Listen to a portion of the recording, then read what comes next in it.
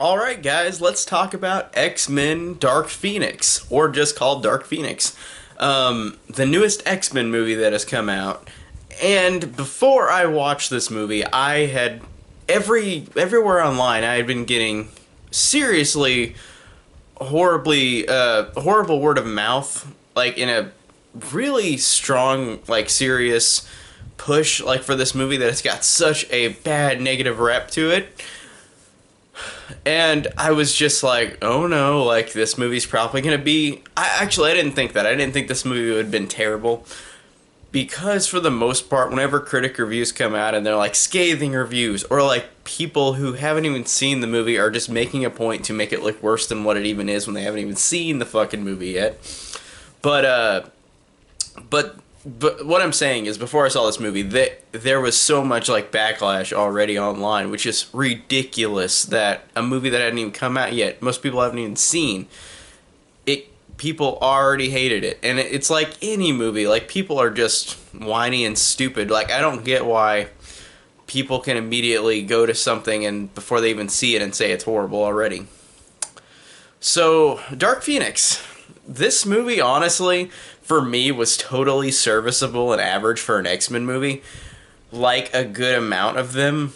Like, there's four I really love, and then there's some I like alright. Like, this one is in that category, and then there's a couple that I think are just stupid. So, this is one of those movies where people are ripping this movie to shreds, and I don't understand why. I think that as a last movie in the X-Men franchise before Disney inevitably takes over and makes their new continuity with Marvel, with the MCU, this one is a lackluster way to end it. It is, and it's unfortunate, but it's not like everything about this movie is horrible. I again didn't mind these characters. I liked them again. I liked the fact that this movie raised the stakes in a way where I haven't seen before. And I don't want to spoil it, even though the trailer spoiled this movie in a way where it pissed me off. I was like, are you serious? Like, I could have went into this movie clean and not known what happened. But the stakes in this one are really high because of a tragedy that happens, and also Jean Grey, Sophie Turner is playing her. She becomes the Dark Phoenix. And again, you're thinking, well, we've already done this before. And in the way they do it in this movie is different than The Last Stand, in a way where I don't want to say really why, but it is a different interpretation of it. And honestly, this movie makes more sense than Last Stand, where Last Stand had a lot of dumb stuff in it. This one does have dumb stuff in it, but this one makes more sense in the story standpoint because I understand, like, even though Last Stand was a build-up from the first two movies with Jean Grey, this one does it quicker, where Jean Grey quickly becomes Dark Phoenix, but they've got an excuse for it.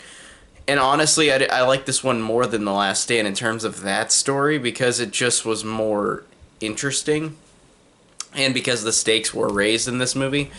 And like I said, Last Stand had stakes raised in it too, it did. But in turn, it didn't make a lot of sense in that movie. A lot of stuff just happens.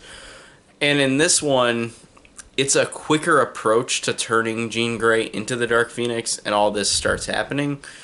But I like the fact that this movie didn't do, like, again, without spoiling it, I thought the ending, they didn't do what I expected to do. It's not the same ending as Last Stand was.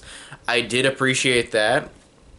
The villain, though, is a little lackluster, and she's played by Jessica Chastain, which is unfortunate because Jessica Chastain is awesome, and she's a really good actress, and I really like her in a lot of stuff. And she's just typical, like, villain. It's just like Apocalypse. I actually liked Apocalypse a lot, and the villain, Oscar Isaac, a good actor, a great actor, is just in that movie too, and he's just bland and boring. And this is what Jessica Chastain is. She's bland and boring in this movie, and it's not her fault. You can only do so much without having a good script. So it sucks that she as the villain is one of the weakest points, because I really like her as an actress, but it's not like she's terrible. She just doesn't have much to work with. And also, I read online before I saw this that the ending of this movie was changed. And I could see with the ending they had in mind first, it would have been better. This one became kind of a bland, generic ending, like ending climax for the movie, where it it was kind of a cool location, but it didn't really do much, if that makes sense. This movie has a lot of stakes, but it also doesn't have a lot of stakes, if that makes any sense. Because without spoiling it, it's so hard to spoil it, because I don't want to spoil it. If you're going to see this, go see it, because it, to me, is not a horrible movie. It's definitely not the worst X-Men movie. It's definitely not a terrible movie. It's just a movie that is in between. I'm very average on it, because they have things that really work and things that are just okay. And there are high stakes, but also by the end of the movie, it feels like there aren't either. So it's a weird, like, mixed bag. And I think the guy who wrote Last Stand wrote this movie as well, from what I've heard. Even though I think this is a little better. Not great, but it's a little better than Last Stand. Last Stand, at least, that one had so many things going on in the movie. This one is more focused on Jean Grey and the villain and the X-Men trying to confront her. So I did like that this was a little more streamlined, even though it's more rushed as opposed to Last Stand, because that built up from the first two movies. And the performances are fine. I really do. Again, James McAvoy, Michael Fassbender, Jennifer Lawrence, and all these other actors are good. They're fine. I really do like them in this movie. Again, the script isn't amazing, so it's like they can't do much.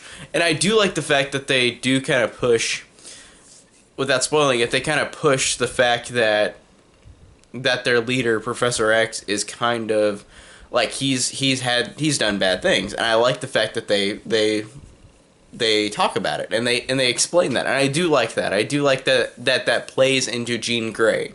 I think that's really cool. But overall, this one has a lackluster villain and a sort of lackluster ending. Even though it's serviceable as an ending, the villain is serviceable, but she's lackluster. The performances are good. I like the fact that they did this thing where, even though the trailer spoiled it, I did like how they did this thing where it raised the stakes, and I did like. For the most part, I did like this. Again, it's a mixed bag, because, again, there's things I think are okay and things I think they're fine. It's not the worst X-Men movie. It's definitely not a terrible movie at all. If people say this is a terrible movie, they haven't even seen movies. Like, to me, whenever people say something is garbage or a terrible movie, I don't think people actually have seen any movies whenever they say that, because it's like, to me, it feels like there's not, like, it just makes you look like you've seen one movie. So basically what I'm saying is this movie's fine. It's totally serviceable and average, with things I don't like and things that I think are good. So, not the worst X-Men movie, not the worst movie in the world. I didn't mind it. I didn't mind Dark Phoenix, even though it's a lackluster ending to presumably the last movie in the X-Men films. Even though we've got New Mutants coming to, like, Disney Plus, which I'm really interested to see, because that seemed like a cool concept, even though it's, I don't know what they're gonna, like, I don't know if it's gonna be, like, changed from what the original concept was, because I think it was going to be darker, but whatever. As theatrical releases go, this is probably the last X-Men movie under the Fox banner since Disney bought them, and we'll probably get the MCU version of X-Men. Who am I kidding? We're going to get the X-Men in the MCU, but we're going to get different everything. So this one, as a final one, is lackluster. It should have ended with Logan, or they should have done this movie before Logan, because Logan ends everything. Like, it ends in a way where everybody, like, it's already after all these events.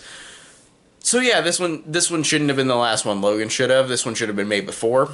So that's my thoughts on Dark Phoenix. Tell me down below what you think of this movie. Again, I thought it was fine. I didn't mind it. Check down below for all my links. I've got Patreon, Twitter, Letterboxd. And tell me down below what you think of this movie. If you agree with me or disagree with me. I want to have conversations with you guys. And thank you guys again so much for watching.